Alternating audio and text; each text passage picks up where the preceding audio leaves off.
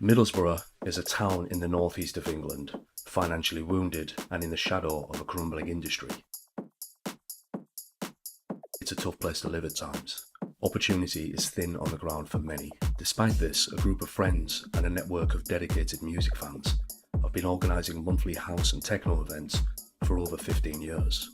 This party is known as Riffraff and is one of the UK's longest running house and techno events.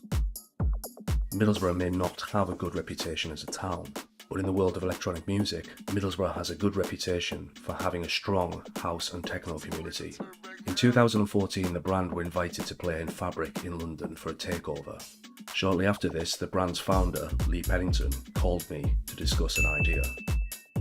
So this story all started about 3 years ago when one of our resident DJs, Millhouse, came to me and said, you know what we should do? Try and get someone to do a documentary on all the trials and tribulations that we go through when running an event, all the drama. And my mate, the guy behind the camera, was just he wanted to get into doing documentaries and things. So I said, why don't you come up and videos and see what happens?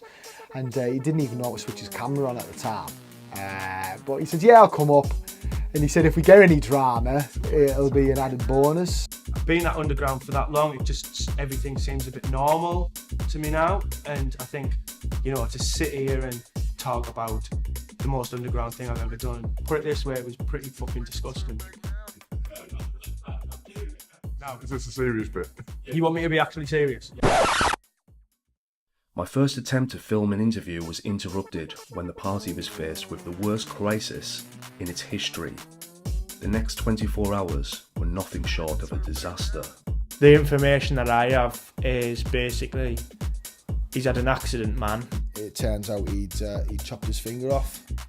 And he had a bad day in A&E. The next day we woke up to like a whole world of shit. All over the news, mate. Who's our mum rang us up this morning. I thought it was a lie.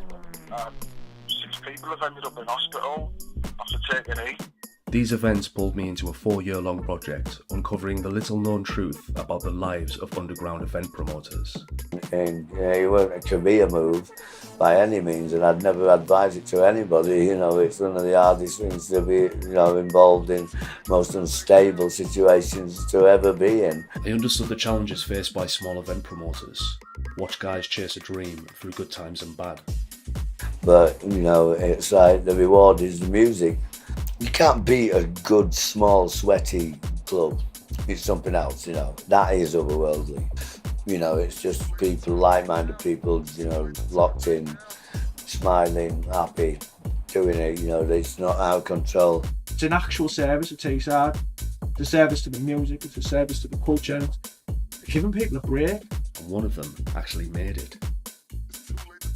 Well, it was essentially just that Ben Clock video that everybody's seen. They've been playing at Dimensions Festival, so I did that, put a big massive drop on it, and it just went from there and just spiralled out of control.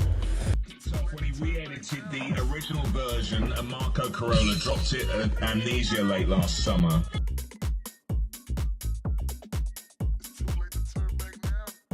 As Lee Walker rose to international stardom, the rising cost of DJ fees was having a damaging effect on the local scene. I mean, don't get me started really on the DJ fee thing. Because it's like, wow, it's impossible now. If you went into Dragon's Den, right, and somebody said, how much money are you going to put up, to put on a party? They'd just be pissing themselves. It's like, you're either in it, or, and not to win it, you're just in it because you love it. Nobody ever said it was going to be easy.